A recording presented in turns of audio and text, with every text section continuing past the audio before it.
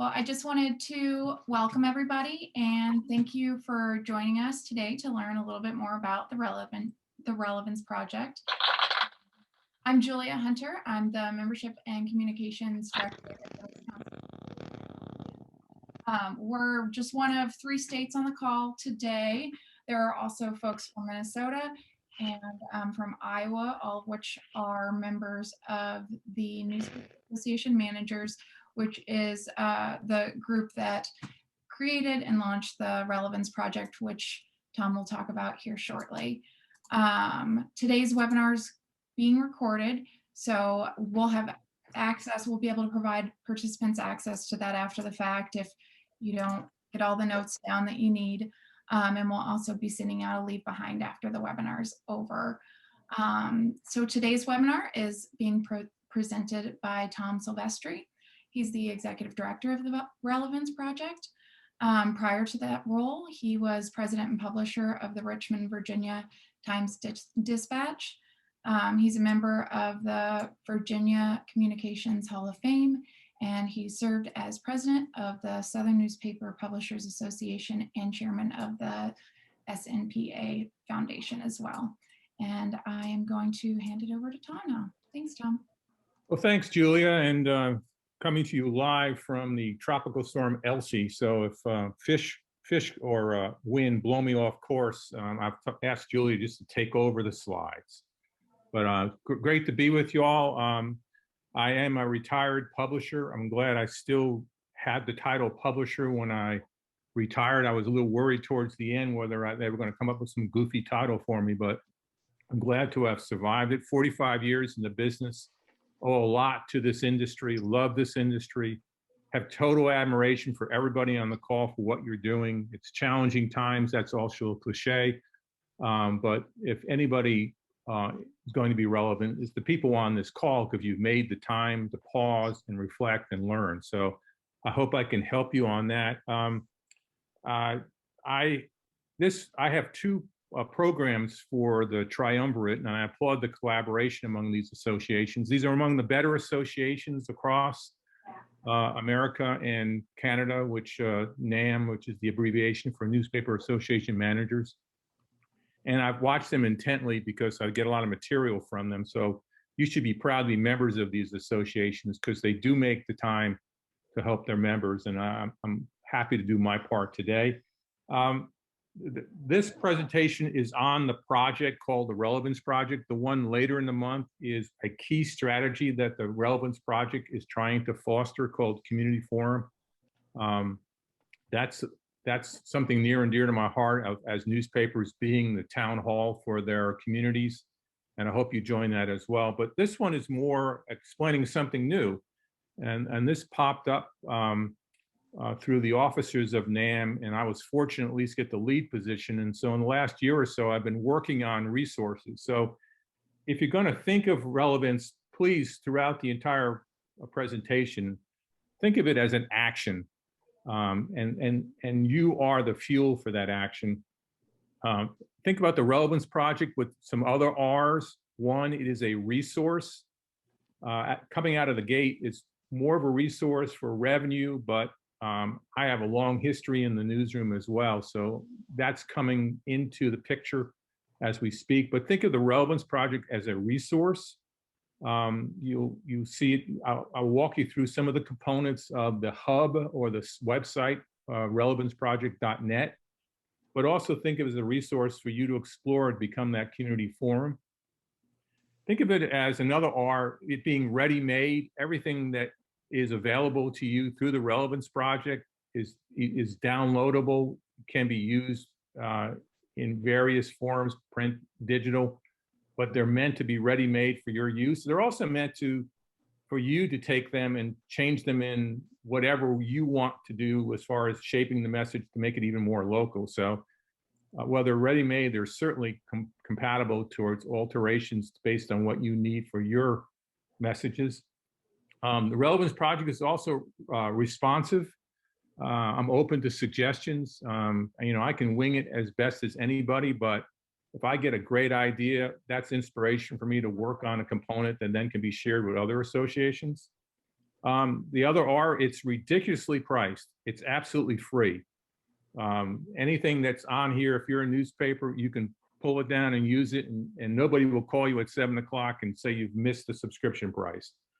And the other R is I am based in Richmond, Virginia, but I like to think of this as a global project. So it's a resource, it's ready to made, it's ready, it's responsive, and it's ridiculously free. So let me just go through some of the components. The background of it is, and you know, nobody really needs to know what NAM is, but NAM is kind of a neat organization. The executive directors and advertising directors and those involved in public notices sort of hang around NAM. It's basically a network for executive directors and ad directors to check what other associations are doing and to steal best practices. The Relevance Project was created about a couple, 3 years ago when there was a frustration over how newspapers were being portrayed, and it went through a committee format for a couple of years and then decided to put a point person on it to advance it, and that's why we're here. I have to give you some breaking news over here. I just got an endorsement from the Pope. I almost fell out of my chair reading my Richmond Times-Dispatch, a story out of Vatican City where the Pope was giving the Vatican City News Bureau heck for wanting to know how relevant their content was. So thank you, Pope Francis. I'm on a Zoom. Get a little feedback so you can put yourself on mute. So Pope Francis has endorsed the concept of relevance. And I'll pause right over here and I'll ask you in the chat field during the course of this, this workshop, if you could hum a few bars on why you think your newspaper, your organization, yourself is relevant. What are those components?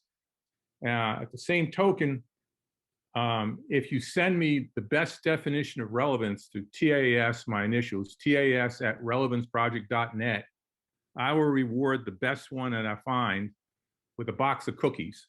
So far, I've sent out 5 boxes to other associations. So if you can, in your chat field, for purposes of sharing, you know, why do you think you're already relevant in what you do and what your newspaper is? At the same token, if you can send me a definition of relevance, I collect them.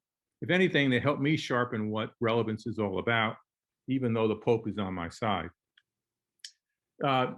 Basically, the Relevance Project, it goes after that important notion of having the newspapers have the resources to strengthen their own franchises and also to reclaim the narrative of the future. If there's one frustration that I have that I've started to share in the Relevant Point blogs, is that each of us should own the story about newspapers and not these national and global groups. If I read one more story that, you know, puts us in massive depression, I think I'll throw up. But the point of the matter is, one of the resources of the Relevance Project is to give those points and those encouragements so that we own the story, that we own the narrative about what makes the newspaper so valuable to their community. So that's the objective, is to empower local newspapers with the help of their respective associations to strengthen their franchises and to reclaim the narrative about their future. This is very important. We're in the storytelling business.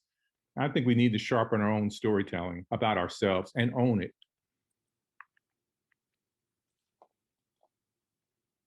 A little bit about NAM. There's about 8,500 newspapers that collectively are the members of the various associations. That's a pretty good group. It's updated last year. I'm sure that number will change, so we're using about 8,500. There's about 46 associations, including Canada, making NAM a North America organization. Pretty impressive. It's an organization you don't hear much about, and that's why they want you to hear it through the Relevance Project, because that's their point of view. And so it gives me, I have to pause here and thank the associations once again. I'm very appreciative to their support. So thank you, Wisconsin, thank you, Minnesota, and thank you, Iowa. And I won't make the mistake of saying thank you, Detroit, like some concerts do. So let me get into the 10 things you need to know about the Relevance Project. And most of those are contained on the website, relevanceproject.net. The first thing is the site itself. www.relevanceproject.net. So anything that I say that you want to retrieve or look at afterwards, it's on this site. I will say we've got some breaking news. Originally, coming out of the gate, this was heavily focused on revenue, and you can imagine the reasons why. Because of the pandemic, because of a lot of impacts on advertising and all the developments in circulation revenue, the focus right off the bat was revenue. But over the last 6 months, a lot of the newsrooms who've been exposed to this are saying, what about us? So we have added a support local journalism, and now has its own section. And it's just starting to get cracked out there, but it will have its own voice. Right now, there's a 6 promo part on We Trust Newspapers, using other people's advocacy for newspapers. There's also a cheer area that you can use, a digital campaign that basically takes Washington Post, Margaret Sullivan's book, Ghosting the News, and offers cheers, but also warnings. There's an election section that's duplicate of what's on the revenue area.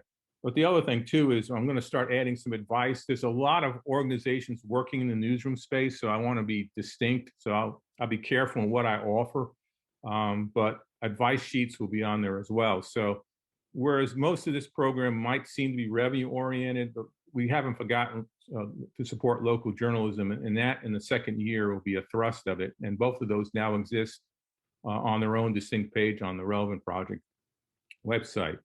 The other thing that's coming that I wasn't able to update yet because I haven't released it, I've got some really eye-opening data from Code Adventures, which has worked with 7 press associations, including Iowa, that really confirms that newspaper readers cannot be just pigeonholed into those old people. This data will show significant inroads into the millennials and Generation X's, largely because newspapers are now being rewarded for also adopting multimedia strategies and where they put their products. So if you can hang with me in July and look for this, I might post it as early as next week, that to counter the feeling that only old people read newspapers. It's incorrect. And these newspaper readership studies that these associations have taken on have become huge resources to understand what's happening with newspaper readership. As you have moved more digitally, they have moved, and the pandemic has certainly conditioned people to receive information on smartphones. And the research is starting to come in that the millennials love the digital access. Generation X, which is the predominant generation in the workforce right now, is definitely multimedia. And the boomers, who have the high disposable income, are still the loyalists, and they're reading every content, and they're the major ones, supporters of advertisers. So this other breaking news. So between the new section on support local journalism and this soon to be released information from Code Adventures on the facts about our multi-generational readers, I hope to deliver this and make it a big summer for the Relevance Project. So that's coming. So ahead of the 10 things you need to know, I wanted to put these breaking news items out there to teach you, because they're coming. Excited about that. So the number one thing about the Relevance Project is the blog. It's called Relevant Points. Had a lot of fun with this and in kind of sharing perspectives. Again, going after what are those perspectives that would help your narratives and your storytelling about your newspaper and your organization. There's over 150 installments of the Relevance Project blog. There's a 5-part series on my experience in conducting the public square in Richmond, which is a civil civic conversation. There's all sorts of training and insights being shared. There's also commentary on major issues, anything I pick all the way, and sharing best practices. So number one thing is it's a relevant blog. If you go at the bottom of the website, you will find a way to put your address. Instead of just going on the website, if you put your email address on there, when the blog is posted, it will just send to your inbox. So if you want to do that, that's fine.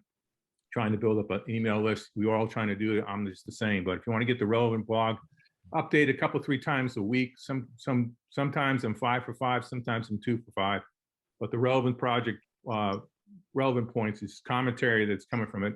In recent months, I've also tried to share best practice from the associations. For instance, picked up Iowa's series of on very investigative collaborative series on police cameras, and also Wisconsin's just really neat First Amendment contest. So I'm also trying to share best practices at the associations from the association standpoint to kind of point out there's a lot of good work being done by them. So the relevant point, the blog. Second thing is this is an example of major promotions that's on there. This is the All Together campaign. This has already been updated. This originally appeared as 3 promotions that you could download and use as calling cards when you call on your advertisers or potential subscribers. And this was originally set up to reintroduce the newspaper that we were still hanging in there and helping businesses reopen during the pandemic. But as 2021 has gone on and the vaccines have taken hold, I've rewritten these to just basically say that the newspaper is your partner, and let's win together and let's stay together despite these odds. A lot of businesses have similar business models to us.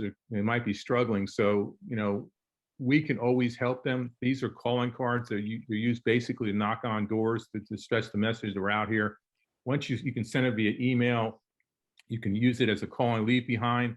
There's a promotional campaign aimed at helping advertisers open that door to a potential sale. And I will continue to update these. I think there's some potential in just having these door openers to exist and be relevant to each year's different situation. Second, the third point I wanted to make out is there's a really neat series of 15 calls to action based on research, 15 advertising categories where those who read these in newspapers are motivated to take action. This is huge. Newspaper advertising, as our news stories, are dynamic vehicles. But this research proves that once newspaper readers see these ads and these 15 categories, they take actions. They may go to the website, they may go to the store, they may do research, they may clip the ad. The 15 categories are apparel, auto, circulars, coupons, educational services, eyewear, financial services, grocery, home services, office supplies, retail advertising, jewelry, insurance, home furnishings, and my favorite, dental services. And for instance, in the case of, I'll pull one out, in the case of newspaper ads, and all of them come under the banner that prove that newspaper ads work. So I pulled this one on, I mentioned auto dealers. So this one in particular says 7 out of 10 newspaper readers who read an automotive ad took action after seeing the ad. And each of the actions per ad are customized based on the data. So in the case of these potential auto buyers, these actions are, they gathered more information regarding the product. They had a more favorable opinion about the advertising. They visited the advertisers' websites. And I've heard that this is one of the more active ways of convincing advertisers that the data not only points out that newspaper readers do something with the advertisers, it pinpoints exactly what they want to do. And if I were an advertiser, I might even want to tweak their advertising after seeing this because I know I have a home audience at the newspaper. So these 15 powerful calls to actions based on Coda Ventures newspaper studies in the last several years is pretty powerful. There's also on the website a postcard version. I see these ads showing up in the newspapers, but we've offered a postcard version, kind of an old-fashioned, and I hope the post office delivers it more than 3 weeks after you put a stamp on it. But it's just to give you another format, plus that format you can use and change it into your own way as well. So 15 calls of action, this has been a highlight. Number 4, this came up during the pandemic. It drove me crazy that government didn't know how to reach those getting the vaccine. So in the first batch, this was to remind everybody that if you're trying to get the baby boomers or the 65 and plus, the generation with the highest degree of high disposable income, there's no better media than newspapers. I've already rewritten these to get it away from just an ad that speaks to how you get vaccines to reminding advertisers who are geared towards this generation, the assisted care and medical and hospitals and what have you. So this is just aimed at taking what is perceived a weakness, having older readers, into a strength and documenting in it and using these promotions that you could use with your advertisers to remind them that we're the best medium to reach this very, very important generation. So the best route to 65 and plus are newspapers. Okay. Number 5, this is something I'm building up. I wish there was more data on this, but you know, all of us have elections in November. Some have them in May and June. Some do really, really well. As a publisher, I was 0 for life on getting political advertising. That's probably because we had such a great political reporting staff that the candidates kept telling us we don't need to advertise in your paper. But the message that you have to hit home on is that the quality of our readership leads to quality voters.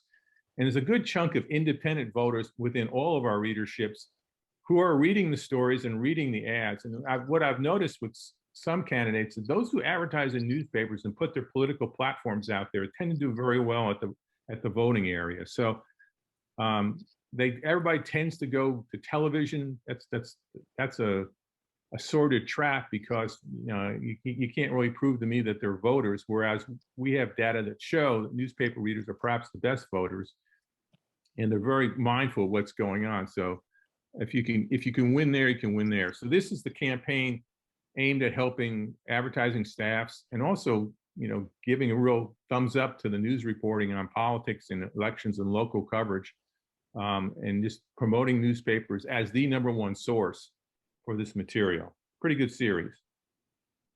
There's helpful advice. These are one-pagers. These are handouts. These are this is almost training in an instant broth. All you have to do is add water here, but there's a series of handouts on all sorts of topics on selling and how to win advertisers back, and what's a good buy and what have you. So I try to, being a former trainer, I try to use information that's really, really good and put it in handout form. So you could download these, send them to your staff. You can use these to prompt conversations. These are handouts. You can become the instant trainer just by using these handouts. So build these when I see them. I get several of them from various conventions and conferences and workshops. I've got permission from everybody to use the material, but just a handful of ideas from time to time. Another way of being relevant is also sharing knowledge. Number 7, this is an interesting one. This one still exists. This is an offer where, remember the 15 calls to action? We've taken 5 of them where you can drill down based on your circulation size and tell your advertiser in these 5 categories, which are heating and air conditioning services, which really had huge business during the pandemic, banks, jewelry stores, optical eyeglasses, and continuing education.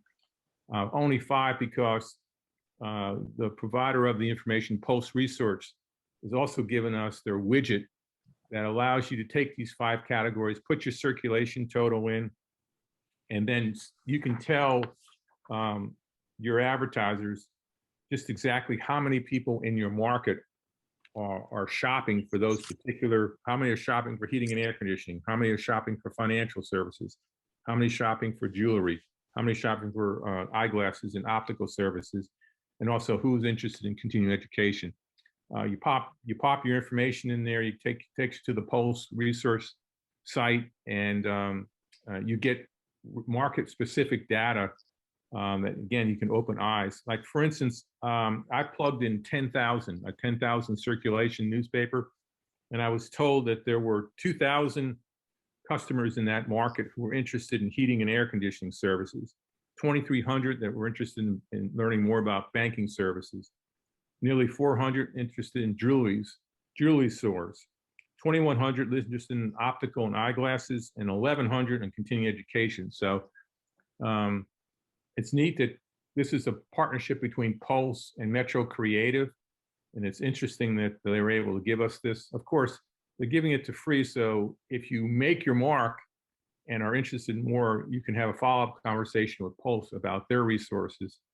Related to this is something extra.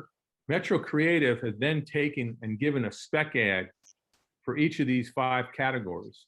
So once you figure out what your market data is, you can then plug it into these ready-made spec ads for each of the categories that Metro Creative has provided for each of the 5 categories. So those spec ads are available for you free. If you want to take the spec ad material and use them on your own, you can do that as well. So what about the other 10 that were missing? Well, Metro has given spec ads for those 10 other categories and not part of the Pulse resource, but just threw in for your own edification and all use the other 10 categories that you can then take spec ads. So I thought this was a neat service by them. You can take these and borrow the graphics and borrow the messages and plug in your local advertisers and your local information and be successful in opening doors to more sales. So that was number 9.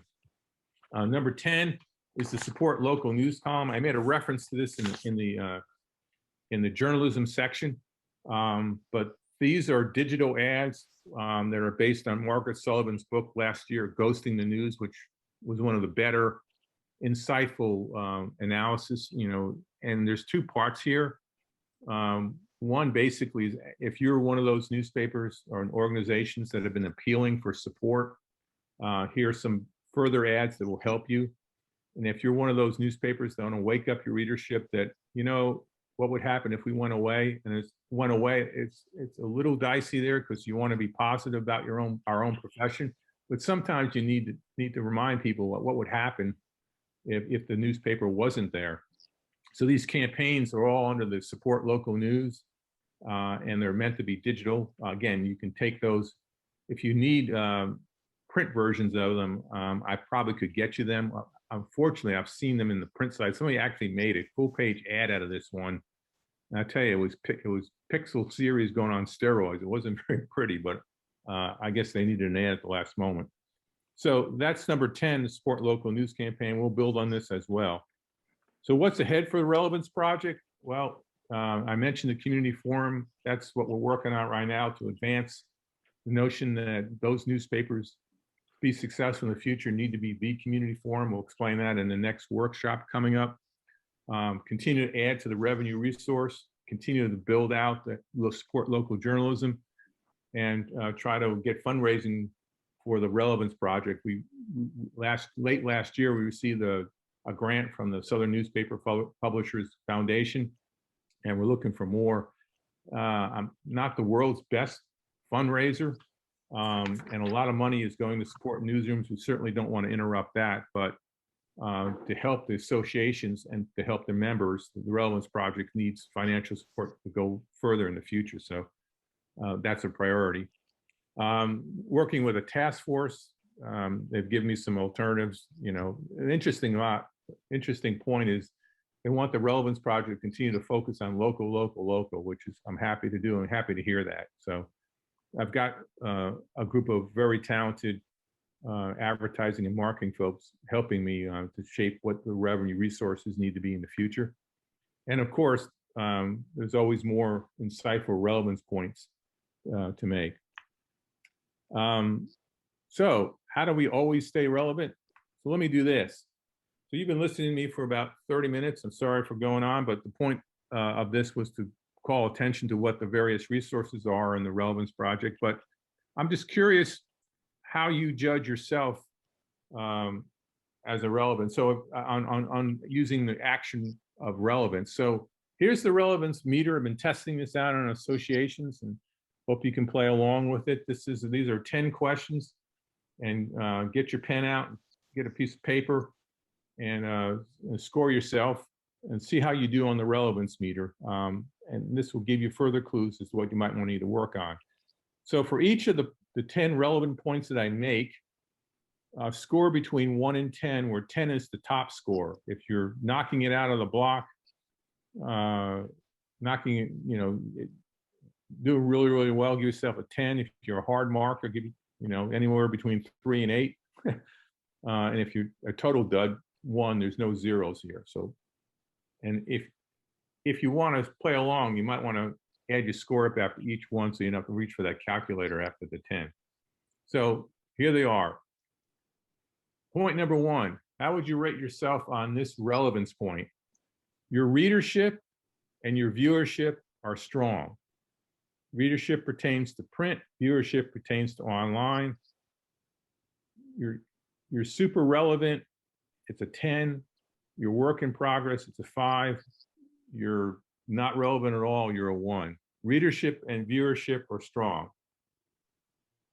How do you, I've had one person actually give 2 scores, what they want it to be and what they are, and they compared them. They weren't the same score, so if you want to do that as well. Readership and viewership are strong. Number 2 on the relevance meter, your journalism creates trust in what you report. Your journalism creates trust in what you report. When you apply relevance to that statement, how well are you doing? And there's somewhat of a debate on the word trust. I don't know why, but I like it. Number 3, news consumers are addicted to your online updates. And this is an interesting one for weeklies. As we saw during the pandemic, many weeklies became daily news sources as they responded to the intense need for updates on the COVID virus. News consumers are addicted to your online updates. You have online updates. This is a tough one. Social media sees you as fact. And it's okay to refuse to answer on the advice of your attorney on this one, but social media sees you as a fact. Sees you as fact. I've seen less than newspapers, some newspapers jumping in and correcting misinformation and misconceptions and changing the whole dynamics of the social media conversation. And I would give that organization a 10. Social media sees you as fact.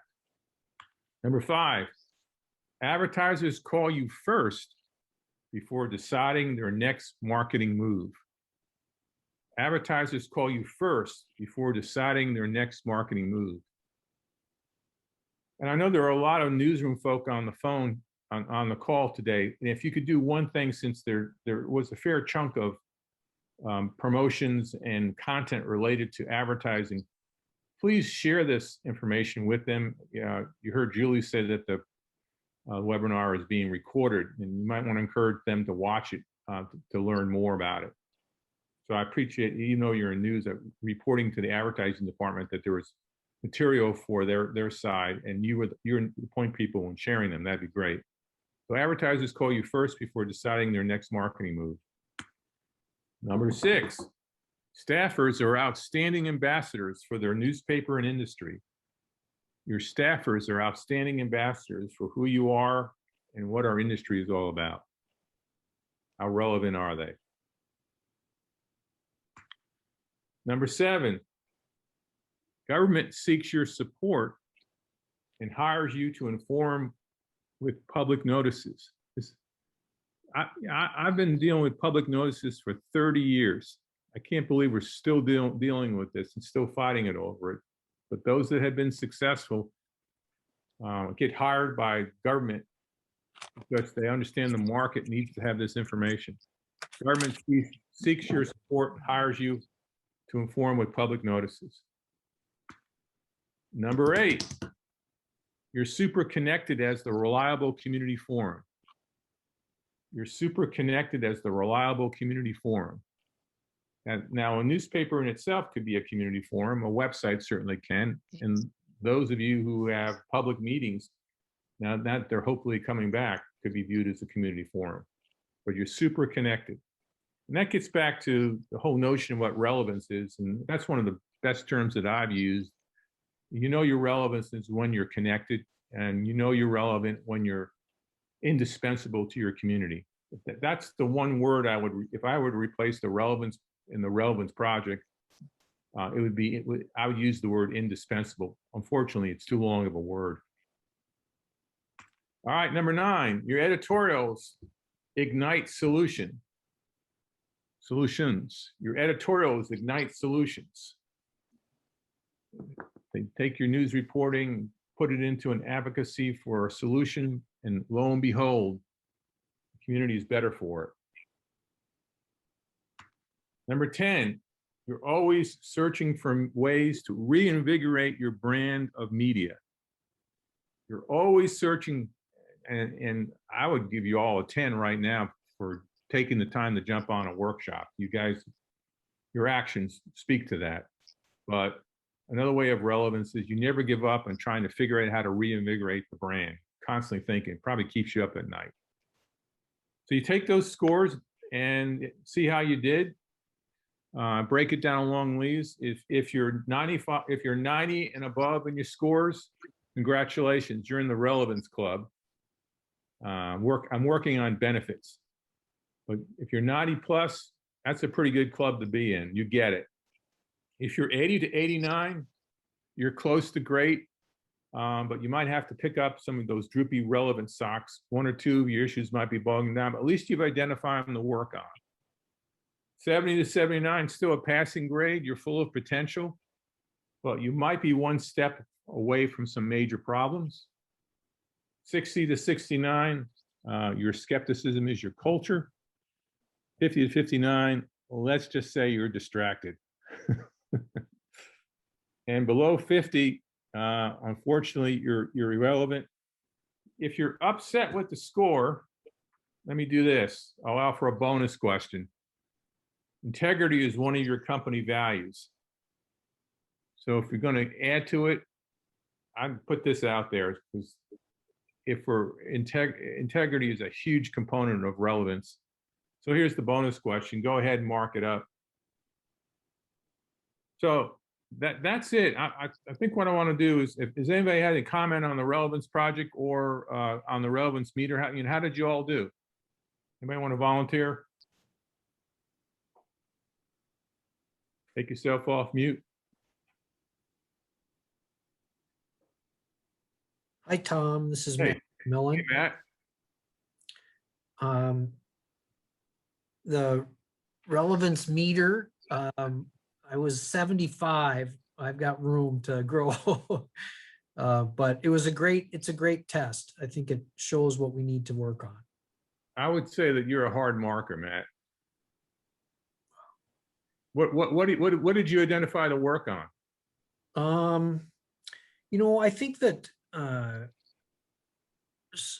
we have a collection of weekly newspapers, and so we're a mixed bag.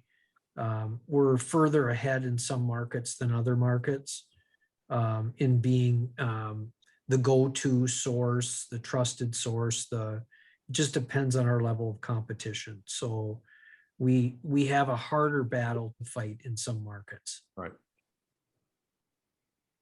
But I think, introducing relevance might also reinforce, by using a different angle, the points you're trying to do and the goals you're trying to accomplish. That's what I've found with some groups. Sometimes it's just a slightly different angle, and relevance is that angle, can get you where you need to go. Anybody else want to share their scores or their reactions? Or if there's anything missing, I built this on a number of reasons, but I'm open to suggestions as to what should be in there.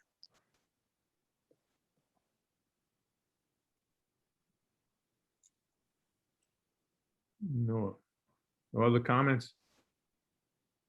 Okay, well, let me do this, since we got a little bit of time, and I'm probably going to end early. I mean, the one standing ovation, my first standing ovation is when I entered a training session early.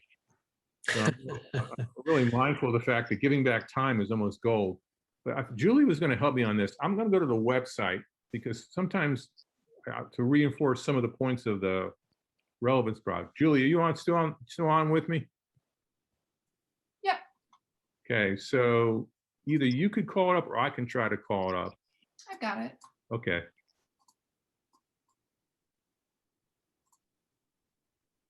Is it okay to stop your sharing? Are you done with your presentation? Yeah, I'll stop it. There you go. So I'm going to guide you through. This is just going to reinforce some of the things. Okay, so here's and Julie, you'll click through and I'll talk, right? Yep. Okay, very good. We haven't rehearsed this, so bear with us at home. So hit the home button. So when you go to the relevanceproject.net, you'll be introduced to the home, and it basically starts to define what the community forum is. That's the number one strategy of, in addition to providing resources. Of course, we had to use the Pope as our new poster. I tell you, that story tickled me, where the Pope was actually asking the Vatican Center, just how do you know that your content, your stories are relevant? And everybody was complaining. It was a great meeting. So if you can keep scrolling down, we provide some news. We broke news and we added a support local journalism. Keep going. We announced the grant we got from SNPA. When we put up the first packages of the revenue resource, most of which I talked about today. And then, as you would expect on a website of this notion, is, what's our scope, what's our mission, what have you. And then on the bottom, just scroll down a little bit more. These two officers, Steve Nixon in Saskatchewan and Michelle Ray in New York, were the leaders of NAM that helped birth the Relevance Project. And I'm so glad we can give them a salute, because it was their idea to get this thing going, and they fought through it, and I'm very in debt to them. They've been great advisors throughout the entire program. Okay, let's go back up to that's the main page. Let's go to the relevant points. This is the blog. I've been writing, I write a lot about the community forum. I've been a lot about advocacy, about newspapers owning their own story. Last week or the last couple of weeks, more global studies about, death and dying in newspapers. And so we're adamant, the best owners of the stories are the newspapers themselves, and don't let these global statistics rob you of opportunities to talk about your strengths. So if you wanted to find the blogs, here's where they are. Can you go all the way down to the bottom of the section? I think each page, this is actually Pennsylvania's Big Book on Advertising Sales. That's a Q&A, one of the executive directors. See right here, it says subscribe. If you want to subscribe to the blog, you type your email address in there. And so that when they're posted, they'll come to your box. You don't have to go to the website. They just come to you directly from WordPress. So here's where the blogs are. Okay, back up to the blue bar. You're doing great. Whoops. That's all right, I gotta grab it. Okay, so the revenue resources, the ones that I referred to that made up predominantly most of the relevant points, all 10 of them are here.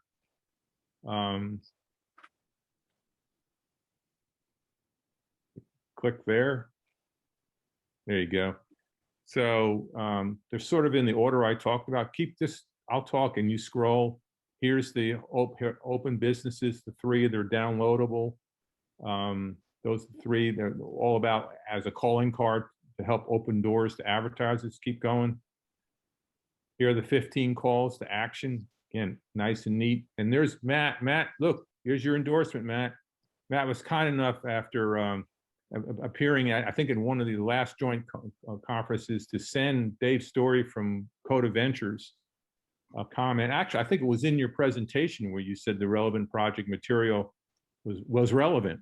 And I appreciated that. So you're our lead testimonial. You should get a box of cookies just for that, Matt.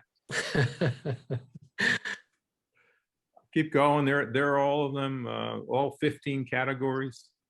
There's the box. Here comes the box that you would seek out the market-specific data from Pulse Research. It's a little quirky in that you got to click that box to go to their website, but you could figure it out.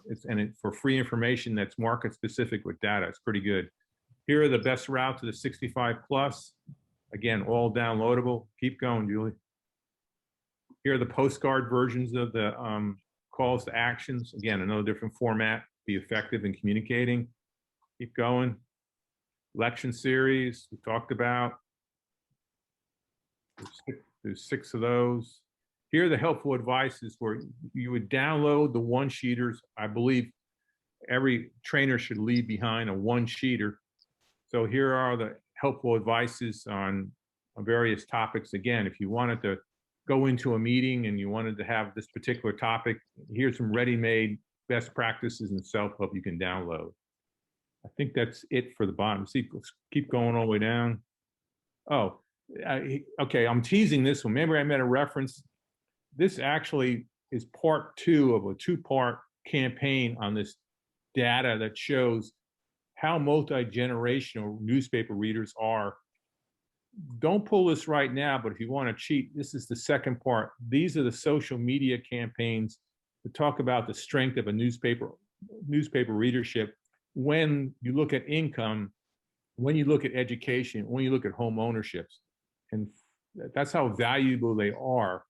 That newspaper readers are educated, active consumers ready to shop. These are based on the 7 newspaper studies that Coda Ventures did. Sometime this month, I will put the 3 generational slides that pinpoint why millennials, Generation X's, and boomers in their individual needs come to newspaper content. So this will be built out at sometime this month, but that's what it will be. Okay, so that's the revenue resource. Again, easily downloadable. Here's the new one we added on support local journalism. Again, this is in its infancy. Click on that, Julie, you're doing great. This is actually a mug that I created. Scroll down, this mug, support local journalism. Whenever I went out to talk to the public, I gave this mug out, and the other side was our logo, so it became a picture. One campaign, 6 promotions on why we trust newspapers. I'm a collector of advocacy, but I've got the FBI director basically saying that our media is the one you should trust. Studies that talk about the importance of watchdog. And my favorite, I actually found a vote for newspapers in the Pancreatic Cancer Association, trying to tell people to calm down and reduce stress by reading newspapers. That was the oddest one. So, hey, talk about a distinct promotion. But there's 6 of these, and there's Maria Cantwell, who's the senator who's trying to get the newspaper industry included in the infrastructure bill. She thinks local content is infrastructure. I like it. When I see great quotes, this is another way that we can keep promoting what we do through the words of others. Keep going down. This is the repeat of the Margaret Sullivan. It works in advertising and marketing. It also works for newsrooms. This is also good stuff when you get a cranky reader on the phone. It tries to blow you up over what your stories. You can just download one of these promos and put it as an attachment and send it to them. I thought you might want a different view of the newspaper. Look at this one. So feel free to do that. But this is just copied from, repeated from the other side. Scroll down a little bit more. And I'm starting to build out advice sheets for the newsroom. I'm real sensitive to the fact that I don't want to duplicate a lot that already exists with some fine organizations like API and Pointer. So, I'll try to pick my spots. I did have a chapter in a book on journalism way back when, so I'm trying to milk that material. So just as if there are 1-sheeters for advertising, there's 1-sheeters for the newsroom. There's one missing because I failed to send it to my poster, and that'll be coming pretty soon. So go back up to the blue bar. I don't know if there's anything else there. Oh, supporters.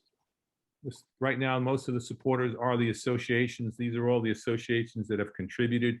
And even if an association didn't contribute money to the Relevance Project, but they're a member of NAM, this material is there for them. I consider them supporters as well.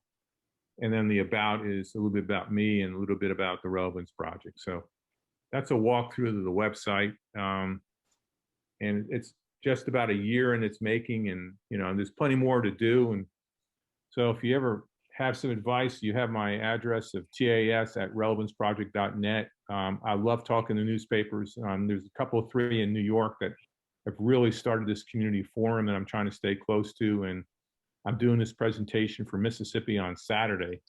We're doing it via Zoom instead of me having to go to Mississippi, but in Madison in August, the NAM conference is there. So hoping to get some more insight and direction too. So that's it. Anybody has anything you want to say, feel free. If you need a time back to your next 3 o'clock call, or actually 3 o'clock Eastern time, 2 o'clock your call. Happy to pause, but I appreciate your support. I appreciate your interest, and I really value what you do.